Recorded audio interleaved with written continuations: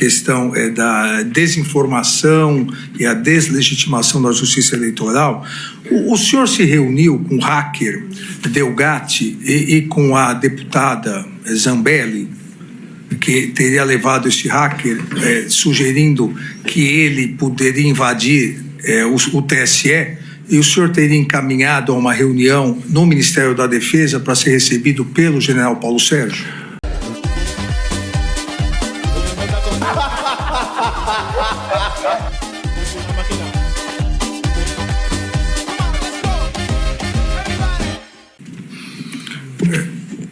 Mudando aqui um pouco de tópico, mas dentro do que foi imputado ao senhor pela Procuradoria-Geral da República, a questão da desinformação e a deslegitimação da justiça eleitoral.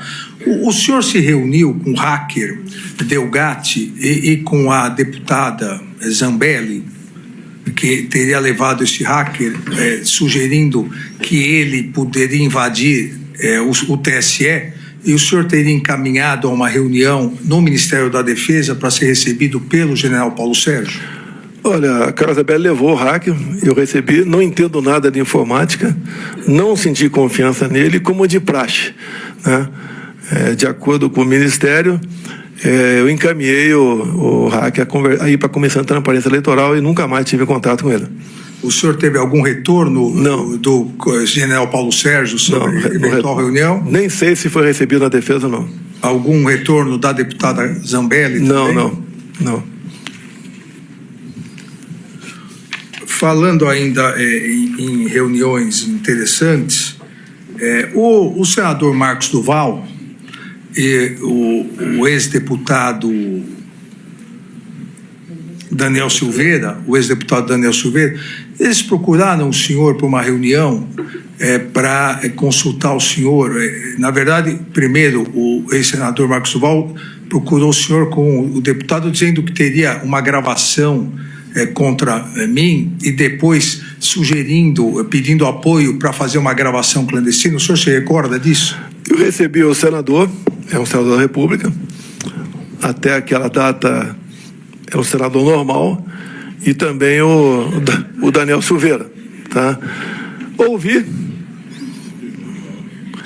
e despachei, e de repente eu recebi um zap que enviou para mim, e deve ter encaminhado a Vossa Excelência também, pelo que eu fiquei sabendo ali.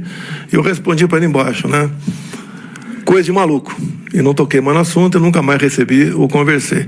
Propostas lá, eu não sequer prestei atenção, mas nada disso foi aventado dessa possibilidade de gravar. O que foi falado para o Marcos Duval é que ele tinha uma certa liberdade com Vossa Excelência, tá?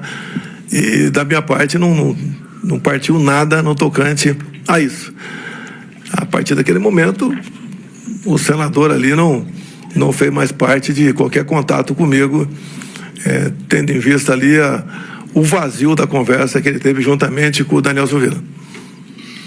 Ainda um esclarecimento sobre uma outra reunião, essa após o período eleitoral.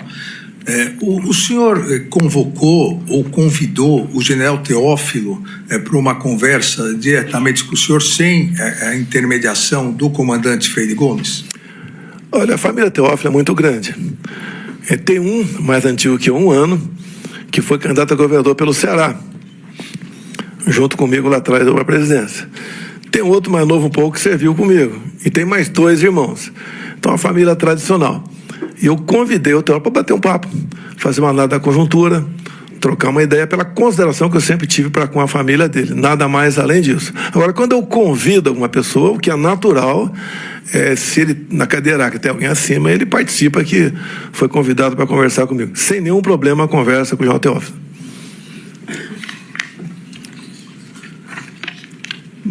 Uma outra questão que podemos esclarecer, foi apreendido pela Polícia Federal, o que a Procuradoria, a Polícia Federal e a Procuradoria chamam de agenda, o que o advogado do general Heleno chamou não de agenda, mas o próprio general Heleno chamou de agenda, da Caixa Econômica Federal, onde havia diversas anotações relacionadas segundo a Procuradoria-Geral da República, a uma possível quebra da normalidade. O senhor teve acesso a essa agenda? O senhor conhece? Conversou alguma vez com o general Heleno sobre isso? O general Heleno é um dos homens mais respeitados nas Forças Armadas e fora dela. Nunca tivemos qualquer conversa fora da institucionalidade ou fora da legalidade. Continuando aqui em relação ao general Heleno, o brigadeiro Batista Júnior, no seu depoimento como testemunha, disse, e hoje o general Heleno confirmou a partir da inquisição feita pelo seu próprio advogado, que no dia 17 de dezembro, que foi a formatura do neto do general Heleno no ITA, o general Heleno pediu uma carona ao brigadeiro Batista Júnior para poder retornar, porque havia sido convocado naquele momento para uma reunião com o senhor na presidência, o que causou surpresa ao brigadeiro Batista Júnior, porque o general Heleno estava lá com a família, haveria o jantar, a festa, a noite da formatura, e ele precisou se ausentar. O senhor lembra o motivo dessa convocação? Senhor ministro, eu sou apaixonado pelo general Heleno, confesso. Por vezes também eu estava em eventos e eu dava uma desculpa: olha, minha sogra está me chamando, eu vou ter que ir embora agora, tá? Eu me lembro de ter telefonado para o general Heleno, talvez tenha telefonado para ele. E se ele falasse, eu estou aqui na formatura, eu ia falar: general, deixa para a semana que vem, ou 2 dias depois da manhã. Então, não, se tivesse falado isso comigo, se eu telefonei para ele, teria acertado. Tanto é que eu não me lembro de qualquer reunião reservada sozinha, eu e Heleno. O general Heleno ia algumas vezes lá na Alvorada, batia um papo. E também acho que sentia um vazio dentro dele, né? Porque não é fácil a gente perder algo que tinha convicção que ia ganhar. E nada mais além disso aconteceu com o general Heleno. Agora, repito a Vossa Excelência, isso é tudo conduzindo para algo irregular que estava fazendo. Eu vi a declaração do ministro José Múcio, da Defesa, no Roda Viva, né, há poucos meses, ele falando que 8 de janeiro não foi golpe. Também o ex-ministro Aldo Rebelo, a mesma coisa. Também o ex-ministro da Defesa, Nelson Jobim, a mesma coisa, que foi presidente do TSE, inclusive. Outras, José Sarney, todo mundo falando isso, respeitosamente. Tá? O 8 de janeiro não é questão de opinião, é questão de fato. Preenche os requisitos para um possível golpe de Estado? Acredito que não. Tenho certeza que não. Eu estou com 70 anos de idade, tá? Que pese alguns deslizes na minha vida, eu tenho plena consciência o que é um ato dessa natureza. Te confessar uma coisa a Vossa Excelência: quando me elegi presidente da República, eu ajoelhei e falei: meu Deus, qual pecado eu cometi para pagar o preço de uma presidência? Coisas que aconteciam ali no começo do mandato, tinha gente poderosa, não do teu poder, né, do legislativo, praticamente botar o dedo na cara e falar: eu quero tal ministério, eu quero tal diretoria de tal banco. Você não governa. É um inferno aquela vida. Mesmo assim, conseguimos, né, segurar muita coisa e dada a qualidade dos ministros, né, a voluntariedade deles, nós conseguimos superar uma pandemia, uma guerra lá fora, uma crise hídrica, uma catástrofe de Brumadinho. E de 4 anos tivemos apenas 2 anos pela frente. Não foi fácil. Então, quando se fala em presidência da República, né, no dia que saiu o resultado, até dei um pulinho lá, mas depois que era real, né? Eu tinha 2 alternativas, né? Praia ou Planalto. Me dei mal, vim para o Planalto. Dei o melhor de mim, sofri muito, minha família sofreu muito. Só não imagino o que é trabalhar de domingo a domingo, raramente uma folga lá para o Guarujá para dar uma volta de jet ski, e sendo massacrado o tempo todo por grande parte da nossa mídia, porque não é que eu cortei a propaganda por maldade, é que eu tinha teto de gastos.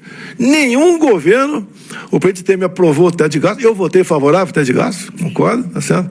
Mas nem o presidente Temer teve o teto de gastos, porque passou para outro governo essa questão, e nós conseguimos segurar a economia graças a essa emenda da Constituição, que foi revogada ainda na transição. O senhor pode ver, foi revogada na transição. Na transição mesmo, os deputados não estão mais com o senhor. O senhor é presidente, mas o senhor está ali chupando um bagaço de cana o tempo todo. Ou seja, fizemos a nossa parte, demos tudo de mim. Me permita confessar uma coisa, Vossa Excelência, acho que vale a pena até para quem está nos ouvindo aqui. Mesmo no meu governo chegou um deputado, chamou de apelido, né? Ele tinha um apelido, né? Quando era deputado. Ele falou: você precisa arranjar uma grana para quando você deixar aí o governo. É um susto, né? Que grana é essa? Tem que arranjar algumas dezenas de milhões de reais, porque quando você deixar o governo, você vai ter problemas seríssimos com a justiça. O pessoal vai para cima de você, como foram para cima de quase todos. Eu não fui para cima do Temer, obviamente, uma certa liberdade com ele, amizade, tenho carinho e consideração muito grande por ele, mas não pedi para abrir inquérito contra quem quer que seja, não persegui ninguém, não aparelhei em instituição nenhuma, não botei amigo meu em lugar nenhum, ou seja, estritamente voltado para atender o anseio da nossa população. E eu falei para esse colega, né? Eu só tinha uma maneira de arranjar essa grana, fazendo besteira. Não vou fazer. Se não fosse a campanha de Pix, que eu não fiz, eu não estaria como estaria sobrevivendo hoje em dia. 17 milhões, depois tem um pingado, chegou a 18 milhões de reais, e a gente gasta. Não pode trabalhar de graça. Então, se eu for, não teria como ajudar meu filho, está nos Estados Unidos também. É outra história isso aí. Ou seja... você veja. Eu agradeço. Eu acho que eu dei mais dinheiro. A força da verdade. A pessoa tem tranquilidade e ainda consegue fazer piada numa situação dessa. Eu chegando devastado, porque tomei uma na cabeça, e o Bolsonaro, né, fazendo... Inclusive, deixou claro ali, né? Alexandre de Moraes é político. O senhor quer ser vice na minha chapa? Exatamente. Foi um momento alto esse depoimento de hoje. Volta para mim aqui no estúdio, o Alemão. Tá tão ridículo que só falta daqui a pouco ele trazer um depoimento da baleia, né? Se a baleia se sentir ofendida. Então, para resolver essa questão, eu quero saber se o Bolsonaro incomodou a baleia. Eu quero ir para o fundo do mar. Agora, Alemão, me coloque no fundo do mar. Isso. Agora eu vou chamar o Gloob. Quem tem a minha idade vai lembrar do Gloob, do Gloob. Gloob, olha o Gloob gordo. Tá aqui, olha, tá com barba, hein? Você tá votando no PT, ô Gloob? Ô Gloob, eu quero perguntar o seguinte, né? Aproveitando, me adiantando ao Alexandre de Moraes, você é testemunha do dia que o Bolsonaro estava com jet ski. Sim. Você estava lá? Sim. Você estava lá. Você conversou com a baleia, né, que ele incomodou? Ele falou para a baleia de algum golpe de Estado? Não falou nada disso. O que ele falou para a baleia? Ele falou para a baleia mal do ministro Alexandre? Também não. Pelo que eu me lembre, não. O que a baleia chegou a comentar com você de uma minuta de golpe? Nada. Nada? Nada. Quando ele encontrou a baleia, Gloob, naquele momento de importunação, ele chegou a dizer para a baleia que mataria ou prenderia o Alexandre de Moraes? Não disse nada. Nada. Gloob, você é amigo ou inimigo do Alexandre? Nunca. Você conhece o Flávio Dino? Não. Não? Não frequentam os mesmos lugares? Não. Não? Não cabe. Então, Gloob, muito obrigado por esses esclarecimentos, viu? Precisar, tô sempre disponível. Alguém quer fazer uma pergunta pro Gloob? Eu quero saber se ele fala baleiês. Não, ele não é baleia, ele é peixe. Ele estava conversando com a baleia em qual idioma? Não, mas ele é um idioma universal dos peixes. Eu não sei, eu estou meio... Bom, hoje é aniversário. E você aí, já está preparado para ter todos os argumentos para dizer que Marx não foi um cara legal, para dizer que o comunismo não é um lugar para diversidade, para desmontar essa grande fake news histórica da esquerda, que é repetida por nossos professores de história, de geografia, de sociologia, que é repetida nas universidades, que é repetida nos livros. Está preparado para dizer por que Marx não era um cara legal e por que todo marxista raiz também não é, e porque o comunismo é terrível. Você já leu Nos Anais de Marx? Pois é, aqui nesse livro você vai encontrar tudo o que você precisa saber para responder aquele sabichão que diz que Marx é um cara legal, pois não é. Leia agora Nos Anais de Marx, a trolha do comunismo transviado para encaçapar idiotes. À venda em todas as livrarias do Brasil, pelo site ou nas lojas físicas. Não deixe de ler.